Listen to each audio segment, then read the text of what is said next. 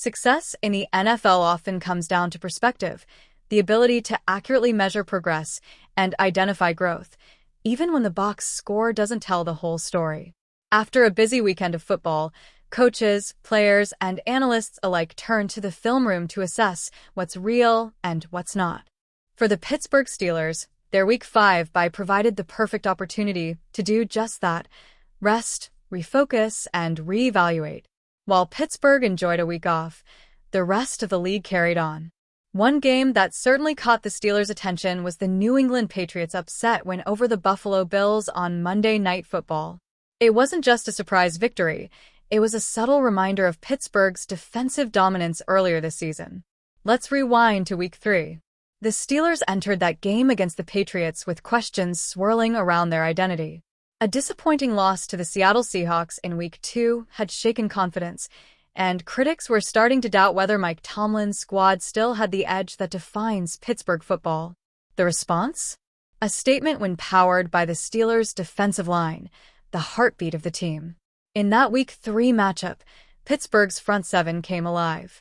Teryl Austin's defense, led by T.J. Watt and Derek Harmon, completely overwhelmed Patriots quarterback Drake May, sacking him 5 times, the most he's been hit in a single game this season. The Steelers' pressure forced May into hurried throws, disrupted timing, and reminded the league that Pittsburgh's defensive line remains one of the fiercest in football. The Pittsburgh Steelers' defense should feel motivated after watching Drake May beat the Buffalo Bills. That performance wasn't just about tallying sacks. It represented a turning point, a reawakening of the physicality and grit that has long defined Steelers football. The defense showed urgency, intensity, and pride, setting the tone for the rest of the season.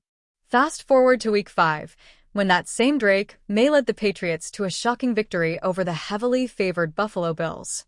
The rookie quarterback outplayed Josh Allen, controlling the tempo and delivering under pressure. His composure was evident, but for Steelers fans, it was also a validating moment. After all, this was the same quarterback that Pittsburgh's defense had dominated just 2 weeks prior. New England's triumph over Buffalo speaks volumes about both May's resilience and the quality of Pittsburgh's Week 3 win. It wasn't just a routine early-season victory, it was a genuine measuring stick of the Steelers' potential.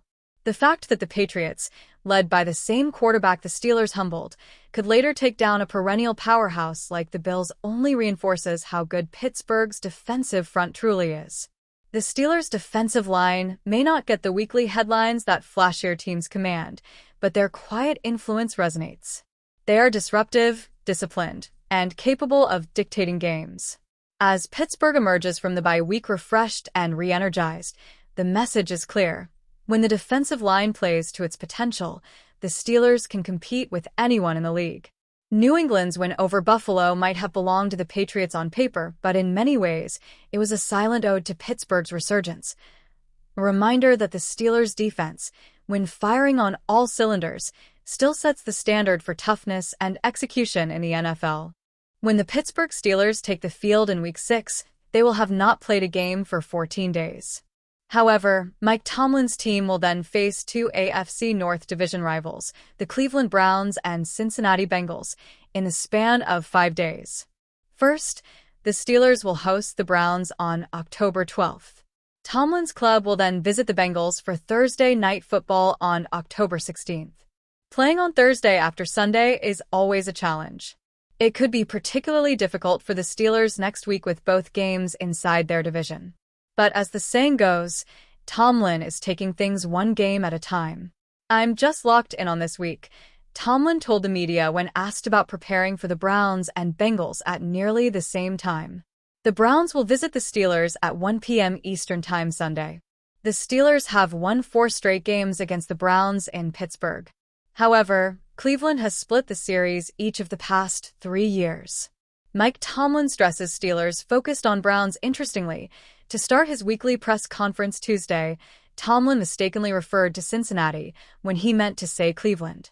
The head coach quickly corrected himself. It was likely an honest mistake. But it's noteworthy given Tomlin's emphasis on not looking ahead. There's also been a general narrative for a long time in Pittsburgh that Tomlin and the Steelers play down to competition. That discussion and debates about whether the Steelers were looking past the Browns are going to arise if Tomlin's club plays poorly in Week 6. But other than his brief snafu, Tomlin didn't want to even mention the Bengals on Tuesday. Instead, he had a lot of positive things to say about the Browns, including rookie quarterback Dillon Gabriel and their young playmakers on offense. While the Browns have been more competitive in the rivalry with the Steelers recently, history will still be on Pittsburgh's side Sunday. The Steelers haven't lost a home regular season game versus the Browns since 2003. Cleveland's only win at Pittsburgh since then was in the postseason. The Steelers have defeated the Browns 4 times at home since that January 2021 playoff loss. Tomlin also not focused on AFC North standings after their Week 5 loss. Bengals head coach Zac Taylor suggested the AFC North standings will give the team an opportunity to still reach their goals.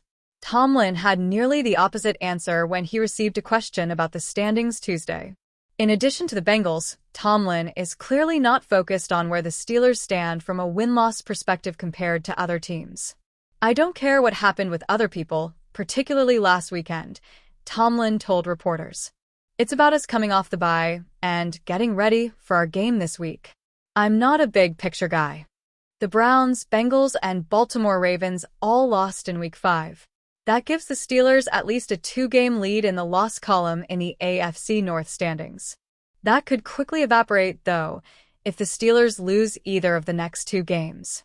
While Tomlin didn't mention Cincinnati again, he did generally address playing football in the AFC North during Tuesday's press conference. "I just love being in big-time competition. I'm a competition junkie. I just think the divisional component of how our schedules are aligned these days in today's game," Tomlin said. "The intimacy specifically of the AFC North. The stability within the programs, man." Kevin Stefanski has been in Cleveland for a number of years. "I've known Jim Schwartz for a long time. I think that intimacy, that knowledge, creates competition. I think the geographic proximity creates a cool environment. There's a lot to be excited about relative to this game, this week and AFC North football." The Pittsburgh Steelers and 4-time league MVP Aaron Rodgers have gotten off to a surprisingly hot start to the season. The Steelers are sitting in first place in the AFC North at 3-1. Unfortunately, in Pittsburgh's last game, a win in Dublin, Ireland, over the Minnesota Vikings, star cornerback Jalen Ramsey, who the team traded for this past offseason, was forced out of the game with an injury. Ramsey tried to return to the field, but ultimately wasn't up to things and exited again. Now, there's been an unfortunate update to Ramsey's situation. "Is Ramsey a tear, as Dulac is saying?" one fan asked Steelers insider Nick Farabaugh on Twitter. "I wish they would just leave it at strain or sprain instead of saying tear to instill fear in everyone.